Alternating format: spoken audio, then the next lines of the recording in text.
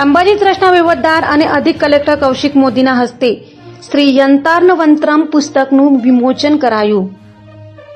ભાદરવી પૂનમ મહામેળો 2025ના પાવન મહોત્સવમાં શ્રી યંત્રાર્ણવંતરમ શ્રીયંત્ર અને દેવીઓના ગુપ્ત રહસ્યોનું સંકલનયુક્ત પુસ્તકનું વિમોચન અંબાજી મંદિર ટ્રસ્ટના વહીવટદાર અને અધિક કલેક્ટર કૌશિક મોદીના વરદ હસ્તે કરાયું હતું.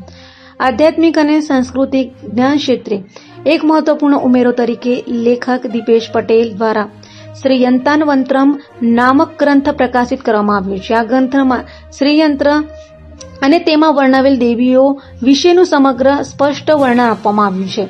શ્રીયંત્રને યંત્રરાજ તરીકે ઓળખવામાં આવે છે, જે બ્રહ્માંડનું પ્રતિબિંબ અને શક્તિનો સ્ત્રોત માનવામાં આવે છે.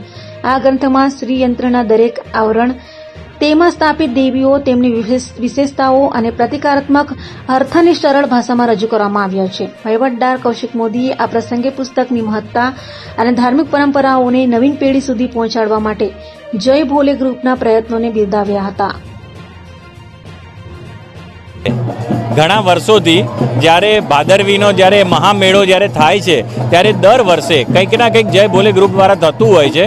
ગયા વર્ષે સ્તુતિ લોન્ચ કરી હતી જે શ્રીયંત્રની હતી, અને આ વર્ષે આજના શુભ દિવસે શ્રી યંત્રાર્ણવતંત્રમની એક પુસ્તક કે જે શ્રીયંત્રના ગૂઢ રહસ્યોને ઉજાગર કરતું એક પુસ્તક છે, જે આજે વિમોચન થયું છે. બુકની ખાસિયતમાં એવું છે કે ઘણા વર્ષોથી 8 વર્ષની મહેનત પછી એક શ્રી વિદ્યા જે છે જેના ગૂઢ રહસ્યોની આપણને સમજણ પડી હતી, અને અમારા ગ્રુપ મેમ્બર છે બધાએ સાથે મળીને એક શ્રીયંત્ર, જે વિશ્વનું સૌથી મોટું શ્રીયંત્ર છે, તે અહીંયા 2 વર્ષ પહેલાં જગદંબાના દરબારમાં વિશ્વના સૌથી મોટા શ્રીયંત્રની સ્થાપના થઈ હતી. અને ત્યારબાદ અમે ગયા વર્ષે શ્રીયંત્રની સ્તુતિની એક રચના કરી, સંગીતમય જે સ્તુતિની રચના કરીને અહીંયા આગળથી લોન્ચ કરી હતી. અને આ વર્ષે અમે તેના ગુપ્ત રહસ્યોને ઉજાગર કરતું એક પુસ્તક બહાર પાડ્યું છે, જે શ્રી આરાસુરી અંબાજી માતા દેવસ્થાન તરફથી જ મળશે.